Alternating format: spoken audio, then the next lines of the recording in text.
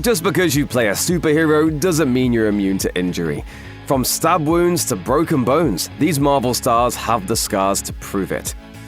It wasn't a foregone conclusion that Tom Holland was going to play Spider-Man again after Spider-Man No Way Home, because he had some conditions that he required to be met before he'd put on the blue and red tights again.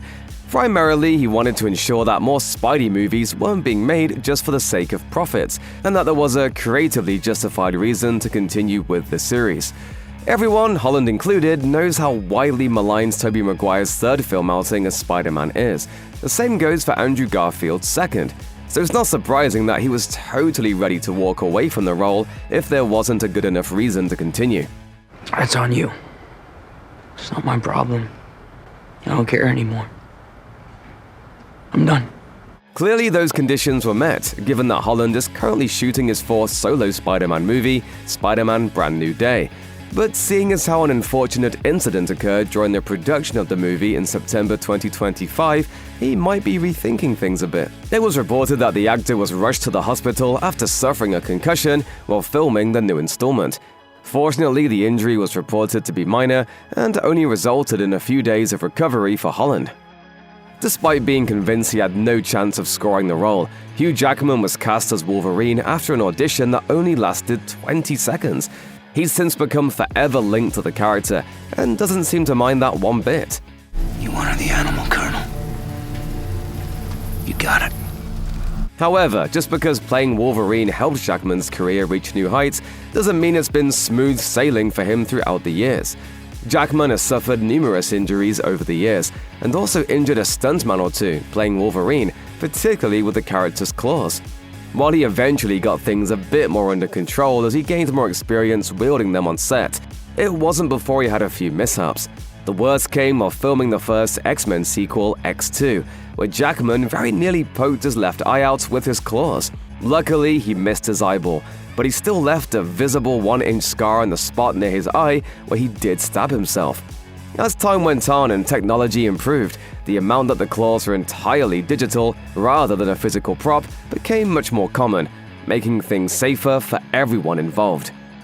It's easy to assume that Robert Downey Jr. has never been in any real danger during his time in the Marvel Cinematic Universe, as it's easy enough for Iron Man to be either an entirely digital element or a stunt person in the physical suit.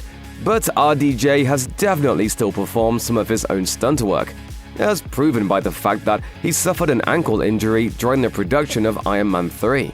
Turns out it was so severe that he was sidelined for over a month. That came out of nowhere. Wow. While MCU release date delays have become increasingly common over the years, the schedule used to be much tighter and had far less wiggle room in that regard. Case in point, when Downey Jr.'s injury meant he would have to be offset for a whopping 6 weeks, a CGI version of the actor was created that helped an important scene finish without him that would have otherwise meant possibly delaying the release of Iron Man 3. After starring as Bane in The Dark Knight Rises, Tom Hardy took some time before joining another superhero movie franchise. When he finally did so, it was as longtime Spider-Man frenemy Eddie Brock in his own trilogy of Venom movies. And when you learn what happened to Hardy while filming the first of those 3 movies, you'll be surprised that he didn't immediately walk away from the character and the franchise. Let's see a Broadway show! Yeah, sure. Wow! In an interview with Esquire, Hardy explained that he needed an operation on both of his knees after something happened on the set of Venom. He didn't go into any detail about which scene it was or what exactly went wrong, but it was obviously a very serious injury. Hardy, ever the workhorse, only allowed himself 2 months to recuperate from double knee surgery before he was right back on another movie set, the second Venom film. In fact, it would seem that such mistreatment of his body is starting to catch up to him, as he told Men's Health in May 2025, "It's all falling to bits now, and it's not going to get better." One of the criticisms of the MCU is that the films follow a pretty tired formula. However, movies like Shang-Chi and The Legend of the Ten Rings prove that the MCU is capable of branching out and going in fresh new directions. It's still one of the highest-rated MCU movies to date, with critics impressed by its perfect mix of mystical effects and practical stunts and fight scenes. But as Shang-Chi actor Simu Liu pointed out in an Instagram post that shows behind-the-scenes footage of the film, When you insist on practical effects, you pay the human price. As memorable as the movie's bus fight was, it was also a dangerous scene that caused injury to Liu. Hold on, everybody! Okay. He not only racked up bumps and scrapes filming the scene, his knee got the worst of it and swelled up to twice its size after pushing himself to the limit.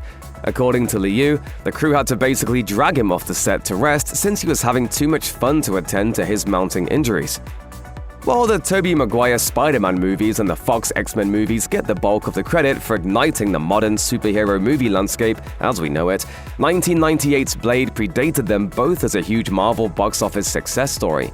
And that's to say nothing of it being a big earner in spite of its R rating, bringing Marvel movies into adult territory long before Deadpool was praised for being a pioneer in that regard.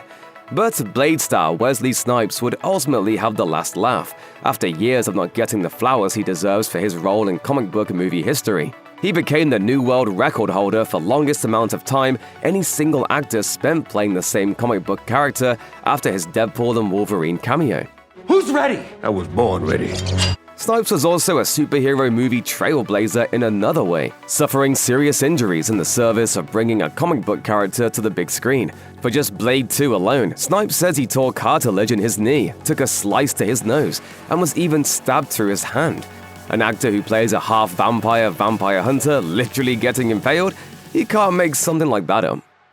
Between Deadpool being the first solo movie starring the Merc with a mouth and Deadpool and Wolverine being a box office record-breaking fan service extravaganza, Deadpool 2 has gotten a bit overshadowed within that trilogy. And that's a shame for a number of reasons, not the least of which is that it's a sole outing of Zazie Beetz as Domino, quite literally the luckiest character in comic book movie history. Luck isn't a superpower.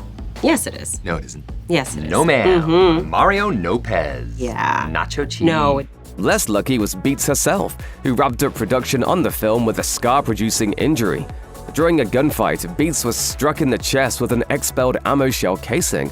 The piping hot casing gave her a burn so severe that it permanently scarred her.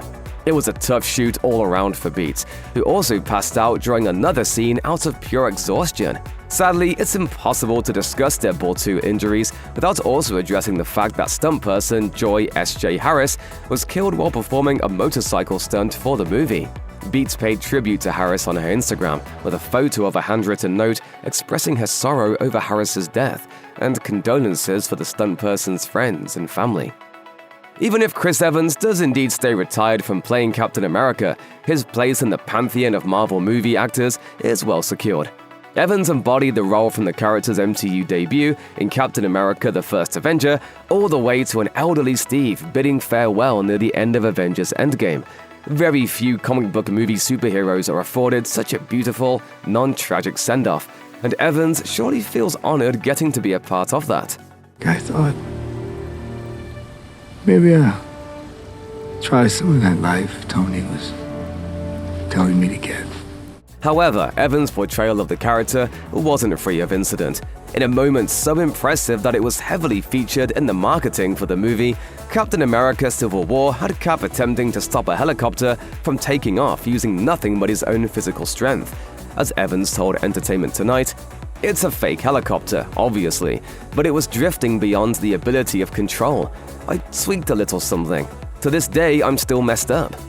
In a joint interview with Evans and co-star Robert Downey Jr. for People, Downey revealed that he predicted that the shot would injure Evans before it happened.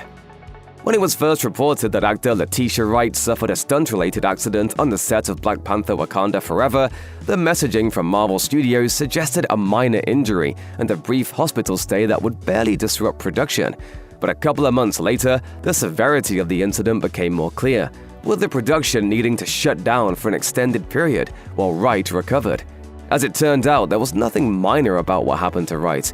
A month after the release of the film, Wright finally revealed what had happened to her. A rig that was designed to allow for filming a motorcycle chase scene collided with a median, which caused a serious wreck. The initial injuries included a concussion and a fractured shoulder, but Wright also spoke of the emotional trauma the accident caused her that forced her to seek therapy just to work through it. But Wright doesn't hold any ill will against the production or the studio. It doesn't matter anymore. She said that accidents happen and that she was eager to get well so she could get back on set and finish the film that she and her co-stars were so proud of, especially since Wakanda Forever was to double as a tribute to the late, great Chadwick Boseman.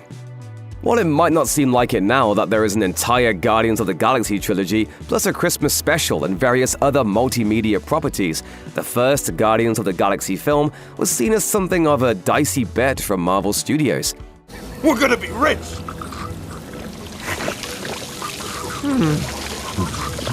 It was an entire film built around a team of oddball characters that were not only making their big screen debut, but were unknown to all but the most avid of longtime Marvel Comics readers. Clearly, it was a bet that paid off just fine, thanks in no small part to an expertly cast ensemble that understood the assignment and knew how to play these offbeat anti-heroes. Leading that ensemble was Chris Pratt as Peter Quill, aka Star-Lord. Pratt had done some small movie roles at that point, but was largely known for his role as lovable doofus Andy Dwyer on the sitcom Parks and Recreation. But Pratt quickly proved that he was A-list material and deserved his place among his fellow MCU centerpieces. In fact, it would only take a second outing as a character, Guardians of the Galaxy Volume 2, for Pratt to join the club of MCU actors who got injured on set. During a stunt that involved him and his co-stars falling down onto safety mats, the speed and angle of Pratt's fall weren't what they should have been, and he hit the mat face first, instantly knocking him unconscious.